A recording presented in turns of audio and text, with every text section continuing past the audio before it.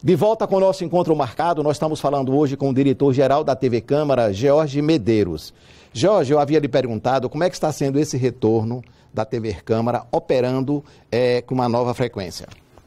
Jaime, o Ministério das Comunicações, através da consignatária a Câmara dos Deputados, nos notificou para que pudéssemos fazer o processo de adequação do que nós chamamos do canal virtual. Então, anteriormente, o nosso canal virtual era o 4.3 e nós estamos operando agora no 40.3. Fisicamente, ou seja, o equipamento lá ajustado com todos os processos técnicos é o que nós chamamos do canal físico, ele é o 40.3 desde quando a emissora começou. Mas ele virtualmente, ou seja, lá no televisor quando você sintonizava, ele estava no 4.3. E o Ministério pediu que nós fizéssemos essa adequação através de uma notificação. E com esse processo de atualização, nós, coincidentemente, nós tivemos que fazer essa alteração. Então, é um processo que é simples, não é algo complexo, mas que requer para nós o devido cuidado e atenção para que não sejamos notificados ou até mesmo autuados. Então, já fizemos essa alteração para esse funcionamento. De alguma maneira, para quem faz a sintonia normalmente já automática lá no televisor, colocar aí, sintonizar todos os canais, todos os canais, ou seja, a TV Câmara Federal, a TV Assembleia Legislativa, que nós estamos aí num processo de diálogo para implantarmos a Assembleia Legislativa, estamos em contato com o pessoal da área de engenharia, que é o Hernani, que é o engenheiro responsável, para tentarmos encontrarmos um caminho de implantação do sinal da Assembleia Legislativa aqui no município. Mas vai ter uma outra alteração, não? Não. Ele já está lá sintonizado no 40.2, né? E nós estamos no Municipal, TV Câmara de Barreiras 40.3 e o Senado no 40.4. Então, essa subcanalização, ela é comum, natural para as televisões digital do sistema brasileiro. Aliado a isso, nós estamos, de alguma maneira, desenvolvendo o quê? Uma adequação de rotina técnica internamente. Nós estamos dentro do processo de pandemia, nós estamos aqui no distanciamento adequado, apesar de estarmos sem máscaras, mas com a equipe reduzida e com o devido trato e cuidado, nós estamos nesse processo, porque não é fácil você ter um conjunto de pessoas, uma equipe, que de alguma maneira se expõe para trazer a notícia. Então, nós precisamos ter a devida cautela nesse processo de retorno. Sem dúvida. Porque, coincidentemente, foi justamente logo depois do início da pandemia que nós tivemos a interrupção de transmissão do nosso sinal. Nesse íntere de tempo, nós tivemos com as nossas equipes trabalhando pelos canais do YouTube, do Face e do nosso Instagram, publicando, na verdade, notícias. Nós não paramos, nós continuamos a trabalhar, mas pelas redes sociais. A equipe não parou. Tudo continuou funcionando normalmente, mas com cuidado, com atenção, com a equipe levando o álcool, higienizando, separando microfones de entrevistado para que evitemos, na verdade, o processo de contaminação. Porque quer queira, quer não, o profissional, o cinegrafista, o repórter que está na rua, que está na ponta do processo, ele é o elemento de maior risco. E é justamente uma responsabilidade que recai sobre nós de termos esse cuidado e o zelo com a vida dessas pessoas que estão buscando e trazendo essa informação para a gente. Nós levamos um tempo para voltar ao processo de gravação, por exemplo, com o encontro marcado, né, que paramos também, mas voltamos como? Reestruturamos, a gente não está com o estúdio normalmente com a quantidade de pessoas que teríamos anteriormente, uma quantidade menor, mas fazendo esse ciclo, esse processo de gravação acontecer, para que o telespectador tenha aí na sua telinha o programa gravado, finalizado e rodando no ar no horário da programação. A TV Câmara é uma TV legislativa, nós estamos dentro de um processo eleitoral. Como a TV Câmara vai se comportar nesta eleição? Como qualquer outra emissora. Ela vai transmitir o horário eleitoral?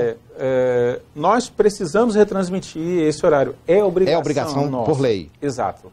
A emissora responsável para a distribuição desse sinal para as demais, hoje, na verdade, será a TV Oeste. Isso já foi comunicado para a gente através de uma notificação, mas ela será o quê? A geradora, é o que nós chamamos. Ela será a geradora desse sinal, aonde será distribuído com todos os programas dos candidatos que estarão a concorrer pelo pleito eleitoral.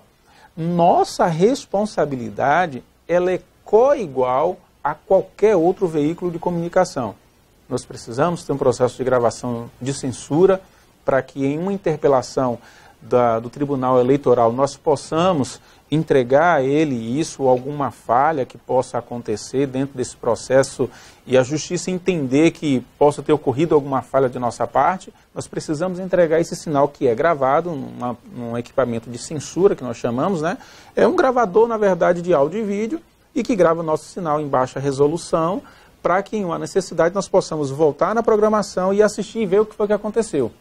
Então isso é um elemento de obrigatoriedade de todos e nós estamos inclusos nisso. Nós não fugimos da responsabilidade, nós estamos inclusos nessa responsabilidade também. Como é que você vê a TV Câmara sob a ótica da comunicação pública? Jaime, o grande desafio é você trabalhar de maneira apolítica, ou seja, você ser um mecanismo de comunicação tratando a isonomia, a imparcialidade e preservando, acima de tudo... Essa imparcialidade, ela é necessária, no meu ponto de vista, a todos os canais, né? Isso. Infelizmente não existe mais... Para nós é um desafio ainda maior, porque você perpassa também por quem está em cima, ou seja, o presidente da Câmara, como ele pensa.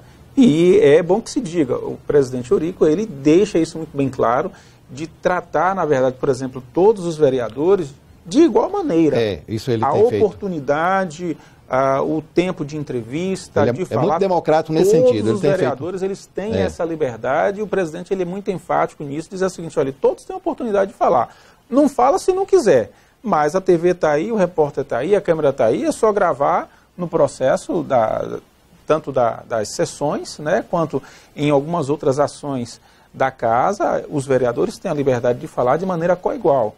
Então é um processo que é democrático e que você parte para o processo da imparcialidade, a isonomia e faz com que a comunicação ela possa ser adequada àquilo que a própria legislação diz enquanto que veículo de comunicação legislativa.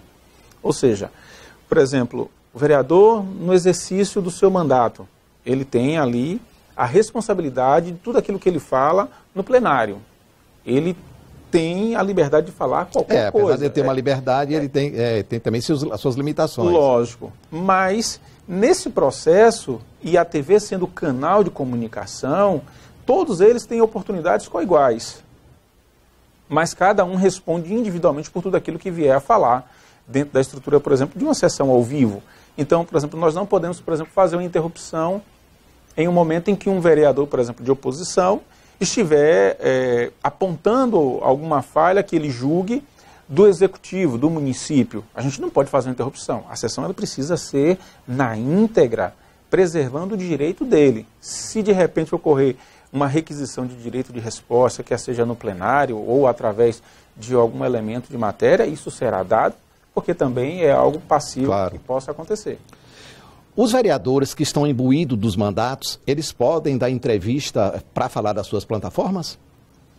Olha, nas sessões, todos os vereadores, eles são livres para poderem expor tudo aquilo que eles Eu falo na programação da TV Câmara. Dentro da estrutura da programação, o que nós podemos tratar é o vereador no exercício do seu mandato. Ou seja, qual é a ação que esse vereador está a fazer no seu mandato? Ele não pode fazer campanha nesse caso. Não. Ele pode participar de uma programação para falar do seu trabalho, daquilo que está sendo executado. Mas ele é coibido, por exemplo, a estar na sua condição de apresentador. A lei veta, na verdade, que ele seja nessa condição. Por exemplo, que nós tivéssemos um programa aqui em que o vereador ele tinha esse elemento de participação. Não é o nosso caso, mas se ele fosse o apresentador, a partir do momento que ele se tornou candidato novamente, ele teria que sair do processo de apresentação e ser alguém apenas como um elemento participante. Isso é para igualdade de condição. Exatamente. Para que ele não tenha, por exemplo, o veículo de comunicação como algo a trazer um maior destaque, um maior referencial, maior representatividade, maior tempo de visibilidade. Nós não podemos ser infantis e não considerarmos que um veículo de comunicação como a televisão é algo que impacta diretamente um resultado de eleição. Então, se você está mais presente nesse processo de visibilidade, automaticamente você será mais vantagem, lembrado. Claro. Mas, Jorge, uma coisa que eu tenho curiosidade para saber. O que diferencia uma TV legislativa de uma TV comunitária? Um princípio é simples. Toda a TV legislativa, ela é subsidiada diretamente pela Câmara Municipal. Todo recurso oriundo de gasto, de investimento, é feito pela Câmara Municipal. Não se pode ter aporte financeiro de entidade privada. Ou seja, nós não podemos negociar horário, nós não podemos negociar comercial, nós não podemos negociar patrocínio. Ou seja, a Câmara Municipal, ela precisa ser o elemento ela é a mantenedora, plena daquele veículo de comunicação legislativa. Diferentemente, por exemplo, de uma TV comunitária, em que ela, de alguma sorte, tem um nível de negociação, não como a TV comercial, mas ela consegue ter o quê? O apoio cultural, ela consegue ter, não vou dizer que é um patrocínio, mas ela consegue ter um suporte econômico através desses apoios para que haja funcionabilidade. Por que o alcance é tão restrito? Porque a destinação daquele veículo de comunicação está para a sua área geográfica enquanto cidade, não para as demais cidades. Porque a TV ela vai tratar, como Câmara Municipal, por exemplo, a sua geografia de barreiras. Então, o que é que ultrapassa de barreiras? Por exemplo, Baianópolis. O que Baianópolis tem a ver com barreiras? Quer dizer, se for para, dizer assim, quiser fazer um investimento na TV Câmara para esse sinal chegar até Bom Jesus da Lapa, não pode? Não é que não possa, mas é que você foge da finalidade maior, certo. Que é dar ao cidadão daquele município o conhecimento das ações do Legislativo Municipal. Entendeu? Então, você tem a especificidade da área geográfica, tanto que o Ministério das Comunicações, ao autorizar o nível de potência que você vai utilizar no seu sistema de transmissão, ele mensura a sua área geográfica para que você consiga contemplar isso. É o que nós chamamos da mancha de propagação, né? Tem uma análise de um equipamento especificamente, em que ele faz essa simulação de propagação da quantidade de potência e de força que você vai ter do seu sinal. Feito isso, o Ministério das Comunicações diz para você, olha, você vai ter apenas 1,2 kg, é quanto você vai poder irradiar do seu sinal na sua área geográfica da sua cidade. Feito isso, pronto, aí você não tem como avançar. Pode ocorrer, a exemplo, às vezes, uma propagação de sinal maior por força da geografia e esse sinal ir mais longe, por exemplo, como ocorre com uma rádio hoje.